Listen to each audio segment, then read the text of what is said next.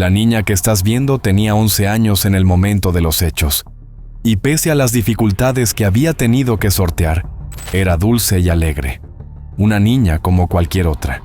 Pero la vida, incluso en los barrios más familiares, a veces guarda secretos oscuros. En julio de 2025, desapareció sin dejar rastro, dejando a su familia y al vecindario sumidos en la angustia y el miedo. Pronto, la investigación comenzó a revelar datos impactantes y contradicciones que sorprendieron a todo Paraguay y que, hasta hoy, continúan dejando una herida abierta. Te invitamos a ver esta historia hasta el final, para que no te pierdas ningún detalle. El caso de Melania Montserrat. Todos los días convivimos con la maldad. Somos testigos de la parte más oscura del comportamiento humano. El sufrimiento provocado por un individuo a otros es algo latente en nuestra sociedad. En Investigadores Criminales nos adentraremos en ese lado oscuro de la humanidad. Traeremos a la pantalla los más perversos crímenes y trataremos de entrar en la mente de esos seres que cometen los más terribles actos. Yo soy José y el día de hoy te traigo otro caso más. Pero antes de comenzar, quiero que me digas desde dónde nos estás viendo. Nos gusta mucho saber hasta dónde llegan estas historias. Tampoco olvides dejar tu me gusta y compartir este video si crees que a alguien más le puede interesar. Y ahora sí, comencemos. Melania Montserrat Riveros nació alrededor de 2013 en Paraguay y fue la segunda hija de Griselda Noemí. Tras el abandono de su esposo, ocurrido mientras la familia vivía en una zona rural y aislada del país, Griselda, que en ese momento estaba embarazada de su cuarto hijo, decidió regresar al hogar de su familia, ubicado en una pequeña localidad del interior, en busca de apoyo y contención. Aunque sobrevivían con lo justo y en un contexto de muchas carencias, la familia criaba a los niños con esfuerzo y dedicación constantes. En ese entorno, Melania fue creciendo rodeada de amor, lo que se evidenciaba en su sonrisa y su carácter dulce, que la hacían el centro de afecto de quienes la rodeaban. Para sus conocidos, era evidente que se trataba de una niña llena de ilusiones, sencilla, que sabía ser feliz con muy poco. No tenía teléfono celular y pasaba gran parte de sus días jugando con sus hermanos en el barro, moldeando la tierra, mirando televisión y, sobre todo, confeccionando vestidos para sus muñecas, porque su mayor sueño era convertirse algún día en diseñadora de modas. Además, estudiaba música en un conservatorio local y asistía a una escuela rural ubicada a unos 10 kilómetros de su casa. Muy cerca de donde vivía Melania, residían también dos familiares directos, sus tíos maternos, Marcelo y Juan Bautista. Marcelo era el mayor. Juan, varios años más joven, era el hermano menor de Griselda. Ambos formaban parte del entorno cotidiano de la niña. Sin embargo, fue Marcelo quien marcaría un quiebre definitivo en la vida de Melania.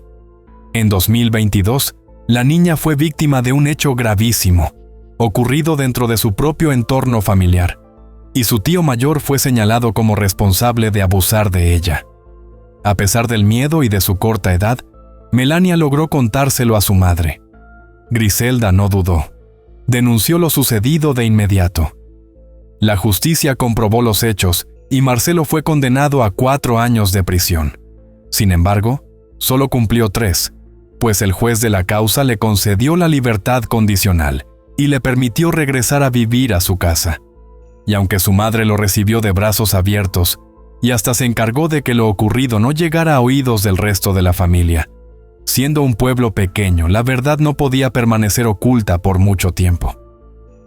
Corría mayo de 2025 cuando, poco después de su liberación, una vecina se acercó a Griselda con una advertencia que la dejó paralizada.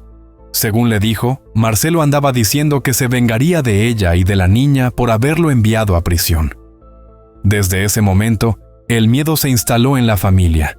Los cuidados se volvieron constantes y la atención sobre Melania, extrema.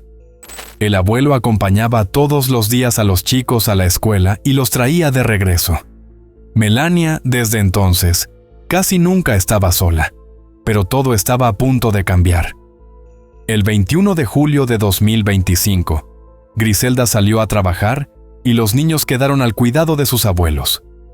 Cerca del mediodía, Melania, de apenas 11 años, jugaba con sus hermanos y sus primos en el patio de la casa. Era época de vacaciones de invierno y la tarde transcurría como tantas otras, marcada por la calma y la despreocupación propia de esos días. La niña estaba distraída con un balde, preparando pastelitos de tierra, uno de sus pasatiempos favoritos. En un momento, los abuelos se recostaron a descansar y le pidieron al hermano mayor, de 13 años, que estuviera atento a ella. Sin embargo, el chico se distrajo y, cuando volvió al patio, Melania ya no estaba. Bastó un instante para que la normalidad se quebrara. La ausencia de la niña transformó la tranquilidad en angustia. Nadie podía imaginar, en ese momento, la tragedia que estaba por desatarse. Las horas siguientes fueron desesperantes. La abuela comenzó a llamar a su nieta por los alrededores, con un presentimiento que se hacía cada vez más pesado. Algo grave podía haber ocurrido. A las 5 de la tarde, cuando Griselda regresó del trabajo, se enteró de que su hija llevaba al menos 2 horas desaparecida. En esa zona rural, sin señal telefónica estable, nadie había podido avisarle antes. La desesperación fue inmediata. Sin perder tiempo, Griselda se dirigió a la comisaría más cercana, ubicada en el pequeño pueblo al que pertenecía la comunidad. Allí, aún en shock, señaló con nombre y apellido a la persona que consideraba sospechosa, Marcelo, su propio hermano. Pero la esperanza duró muy poco. Horas después de iniciada la búsqueda, llegó la noticia que nadie quería escuchar. A escasos 200 metros de la casa, entre malezas altas y matorrales, los vecinos encontraron el cuerpo de Melania. La escena era devastadora. La niña estaba sin ropa de la cintura hacia abajo, y su propio pantalón había sido atado alrededor del cuello. Cerca del lugar aparecieron sus zapatos y el balde con el que había salido a jugar. Cerca de las 8 de la noche, la policía finalmente arribó al sitio.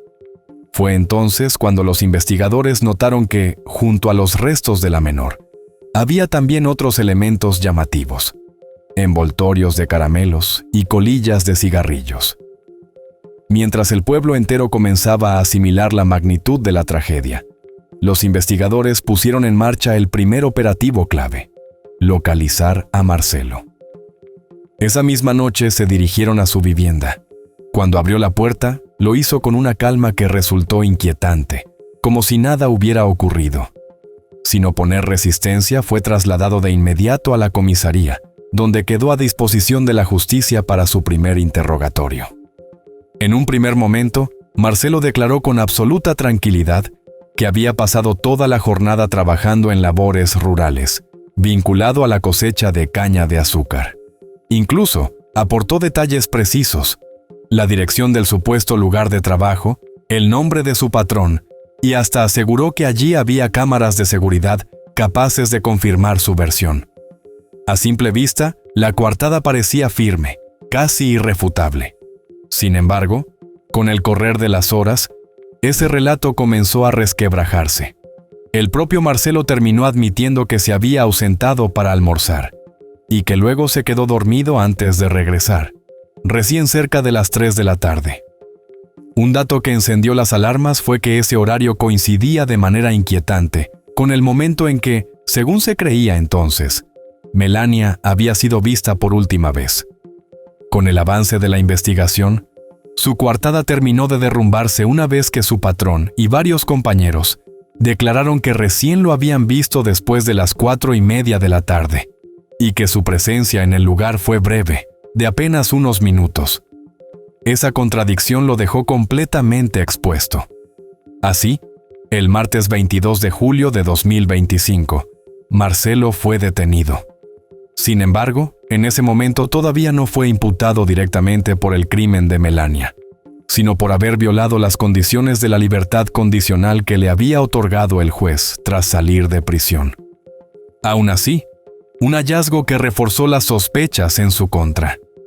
Durante el allanamiento en su vivienda, la policía encontró colillas de cigarrillos y envoltorios de caramelos idénticos a los encontrados en el sitio donde apareció el cuerpo de la menor. Sin embargo, su madre lo defendió de manera incondicional, afirmando que él estaba durmiendo la siesta al momento del hecho. Incluso, llegó a deslizar declaraciones que causaron una profunda indignación social. Insinuó que Melania tenía actitudes provocadoras y comportamientos inapropiados para su edad. Una afirmación que sacudió a toda la comunidad, no solo por su gravedad, sino porque hablaba de una niña de apenas 11 años. En ese contexto, surgió otro punto que generó una fuerte indignación, porque basándose en un informe preliminar de la perito forense, que atribuía el deceso de la menor a una falta de oxígeno provocada de manera violenta, el fiscal decidió no ordenar una autopsia completa, lo que provocó el enojo de la comunidad.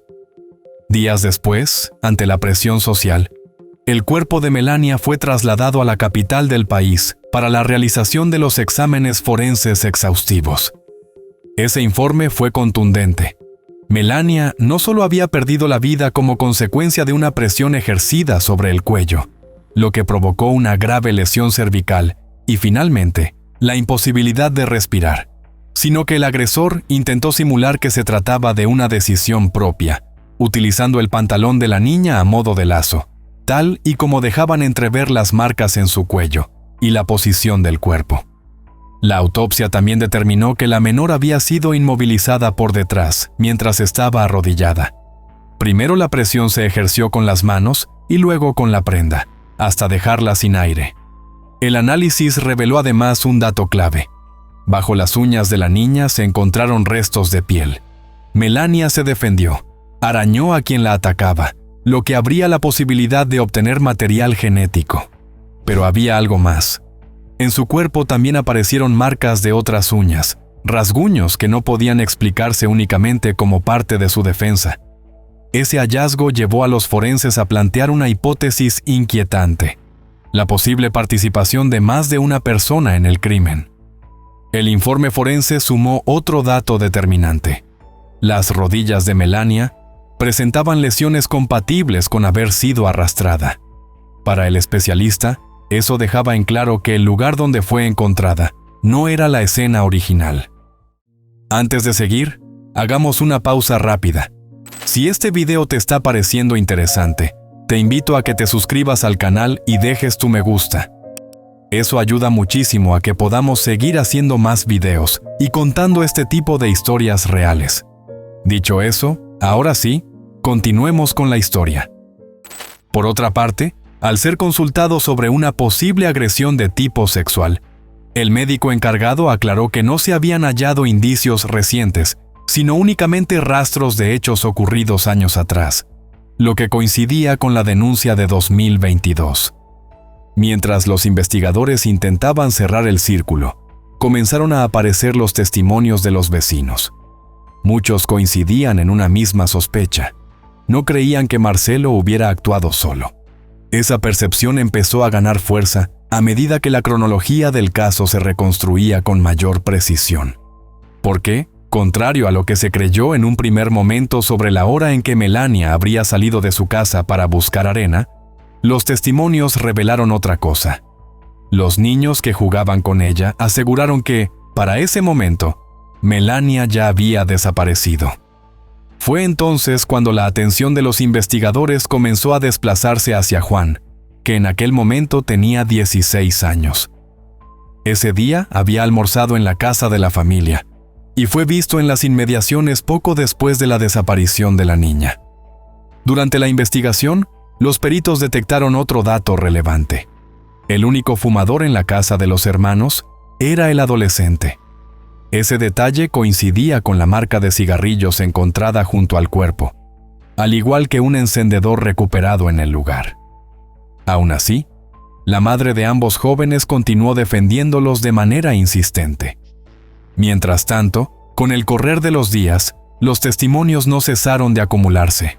De tal modo, una vecina aseguró haber visto a Juan corriendo, alrededor de las 2:15 de la tarde, desde un sector conocido por los vecinos como El Hormiguero, una zona de malezas y senderos poco visibles ubicada a escasos metros de las viviendas.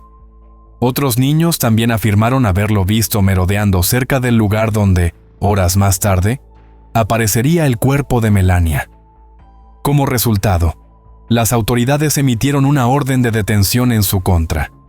Sin embargo, cuando fueron a buscarlo, Juan ya no estaba. Ante su ausencia, los vecinos comenzaron a organizarse en grupos de mensajería para intentar ubicarlo. El temor era evidente, que estuviera intentando escapar. La alarma creció aún más cuando empezaron a circular grabaciones que lo mostraban junto a su madre en las inmediaciones de la terminal de colectivos. Imágenes que reforzaron la sospecha de un posible intento de huida. Poco después, la policía se presentó en la vivienda familiar. Allí, la mujer aseguró que había dejado a su hijo en la zona y que luego regresó sola a la casa, afirmando no saber dónde se encontraba. En paralelo, comenzaron a circular rumores inquietantes, que el adolescente presentaba marcas visibles en el cuerpo y que incluso habría recibido el consejo de mantenerse oculto hasta que esas señales desaparecieran. Finalmente, el viernes 25 de julio, Juan se presentó ante las autoridades, acompañado por su madre y un abogado. Entonces se confirmó lo que muchos temían. Tenía arañazos visibles en brazos y piernas. Él aseguró que se los había hecho jugando al fútbol, pero esa explicación no tardó en perder fuerza. En un primer momento se negó a someterse a una inspección médica, aunque más tarde accedió. Poco después, la fiscalía lo imputó como coautor del delito de homicidio doloso. 2 días después, el 27 de julio, tanto Marcelo como Juan quedaron bajo prisión preventiva. El mayor fue enviado a una cárcel regional para adultos, mientras que el menor fue alojado en un centro de reclusión para adolescentes en conflicto con la ley. La justicia rechazó medidas alternativas como el arresto domiciliario, al considerar el riesgo de fuga, la posible interferencia con la investigación y la extrema gravedad del caso. En paralelo, la Fiscalía fijó un plazo de 6 meses para presentar la acusación formal, mientras se aguardaban los resultados de las pericias forenses y la incorporación de nuevas declaraciones. Con el avance de la causa, empezó a tomar fuerza una hipótesis inquietante. Para muchos, existía la posibilidad de que Marcelo hubiera manipulado a Juan, aprovechándose de su edad y de una idea recurrente, que, por ser menor, la ley lo protegería. De ser así, no solo habría utilizado a su hermano como instrumento, sino que habría encontrado en ello una forma especialmente oscura de consumar la venganza que había anunciado meses atrás.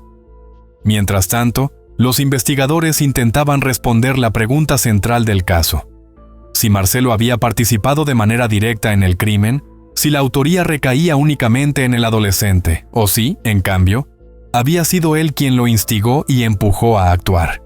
Pero cuando el expediente parecía encaminarse en esa dirección, la investigación dio un giro inesperado, porque muy poco después, un fuerte operativo policial se desplegó en la vivienda de una compañera de escuela de Melania. La medida resultó desconcertante en un primer momento, aunque pronto se supo que tenía un motivo concreto. Según relató la madre de esa menor, semanas antes Melania se había comunicado con Juan utilizando el teléfono de su hija. Como no tenía celular propio, en más de una ocasión había recurrido al dispositivo de su amiguita para hablar con él. Frente a ese dato, la Fiscalía ordenó la revisión del teléfono con el objetivo de analizar su contenido y determinar si esas conversaciones podían aportar información relevante para la causa. El jefe del área de crímenes violentos explicó que la medida apuntaba exclusivamente a preservar pruebas y fue enfático en una advertencia: adelantar hipótesis sobre el contenido de esos mensajes implicaría revictimizar a Melania. Por ese motivo, evitó brindar mayores precisiones. En paralelo, la investigación avanzó sobre otros frentes, lo que incluyó tomar declaraciones a docentes de la escuela a la que asistía la niña, con la intención de reconstruir su comportamiento en las semanas previas y detectar posibles señales de alerta que, en su momento, pudieron haber pasado inadvertidas. Al mismo tiempo, comenzaron a circular versiones dentro de la comunidad que añadían una nueva capa de tensión al caso. Según esos relatos, Melania le habría advertido a Juan que, si volvía a intentar acercarse a ella, lo denunciaría con su madre. La fiscalía tomó nota de esas versiones y continuó trabajando para establecer si esa advertencia existió realmente y si pudo haber tenido una relación directa con el crimen. Durante la primera semana de agosto, en el marco de las diligencias del caso, la Fiscalía y la Policía Nacional llevaron a cabo una reconstrucción de los hechos. En el operativo participaron testigos, peritos y efectivos, con el objetivo de identificar los puntos clave y reconstruir paso a paso la secuencia de lo ocurrido. Según la cronología establecida, Griselda salió de su casa rumbo al trabajo a las 12:40 del mediodía. Poco después, tras almorzar, Juan se retiró del lugar diciendo que iría a encontrarse con su hermano. Entre la 1 y las 2 de la tarde, mientras jugaba con otros niños, Melania fue vista por última vez, con un balde en la mano. A las 2:15, una vecina observó a Juan corriendo desde la zona donde horas más tarde sería hallado el cuerpo.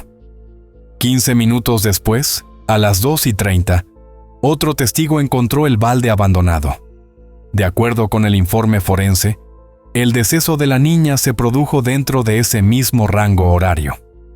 Marcelo, por su parte, había salido de su trabajo cerca de las 11:30 de la mañana y no volvió a ser visto hasta las 4:42 de la tarde, cuando se presentó en un taller mecánico al que su jefe lo había enviado.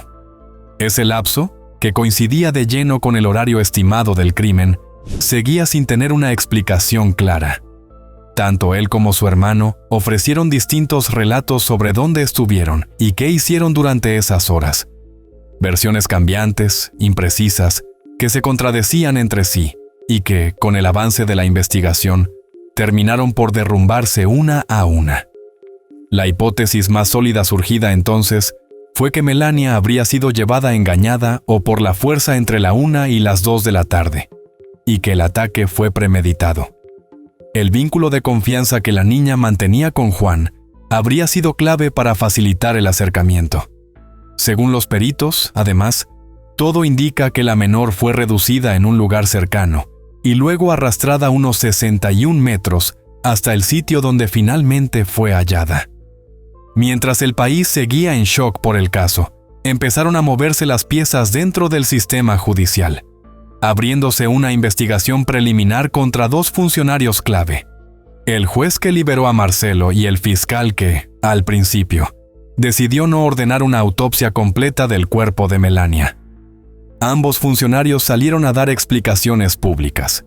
El juez dijo que Marcelo cumplía con los requisitos legales para obtener el beneficio y que desconocía que veía a la niña con frecuencia.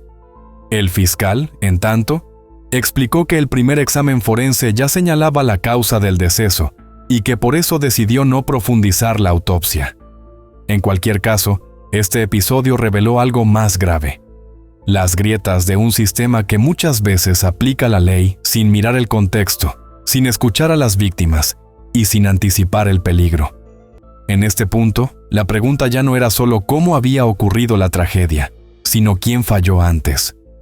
Meses después, en diciembre de 2025, el panorama dio un giro decisivo, cuando la Fiscalía presentó la acusación formal contra Juan, quien fue imputado no solo por feminicidio, sino también por la presunta comisión de abuso sexual. La acusación se sostuvo en elementos incorporados con posterioridad, incluidos estudios periciales y análisis genéticos que no habían estado disponibles en las primeras etapas del caso. Como resultado, se solicitó que afrontase juicio oral y público. Cabe destacar que la situación de Marcelo aún no estaba resuelta. La Fiscalía confirmó que su causa seguía abierta, a la espera de los resultados de la comparación genética entre las muestras obtenidas del cuerpo de la menor y las suyas. De esos análisis dependería el rumbo final de la investigación, si se avanzaría hacia una acusación formal en su contra, o si se evaluaría otra salida procesal.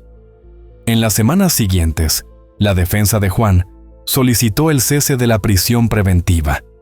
El planteo se apoyaba en un punto clave de la legislación penal juvenil. El adolescente ya habría cumplido el tiempo mínimo de privación de libertad, permitido sin una condena firme. La Fiscalía, sin embargo, adelantó que se opondría al pedido. Para los investigadores, la extrema gravedad de los hechos hacía imprescindible que el joven continuara detenido mientras la causa seguía su curso. Fue así que, en febrero de 2026, se anunció que la justicia revisaría la medida cautelar. La decisión de esa audiencia no solo definiría la situación inmediata de Juan, sino que volvería a instalar una pregunta incómoda. ¿Hasta qué punto el sistema judicial está preparado para responder ante crímenes de esta magnitud, cuando los acusados son menores de edad? Hasta hoy, el caso sigue abierto. Las investigaciones continúan, se revisan protocolos y se esperan nuevas decisiones, dejando en evidencia que la tragedia de Melania Montserrat Riveros sigue generando heridas y preguntas sin respuesta. Ahora que conoces todos los detalles de este impactante caso, ¿crees que un menor acusado de un crimen tan grave debería poder seguir libre mientras se define su destino? Y por otra parte, ¿realmente estamos protegiendo a los niños si quienes cometen delitos contra ellos pueden volver a su entorno sin supervisión? Déjanos tu opinión en los comentarios. Y bueno, querida audiencia, hasta aquí una investigación más. ¿Qué opinan del caso de hoy? Nos gustaría mucho leer sus comentarios, ya que su opinión sobre los casos es muy importante para nosotros. Recuerden siempre hacerlo con el máximo respeto posible, tanto para la víctima como para los demás espectadores, y nosotros que los estaremos leyendo.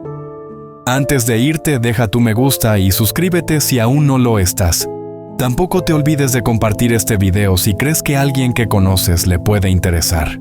Nos vemos hasta otra investigación criminal. Adiós.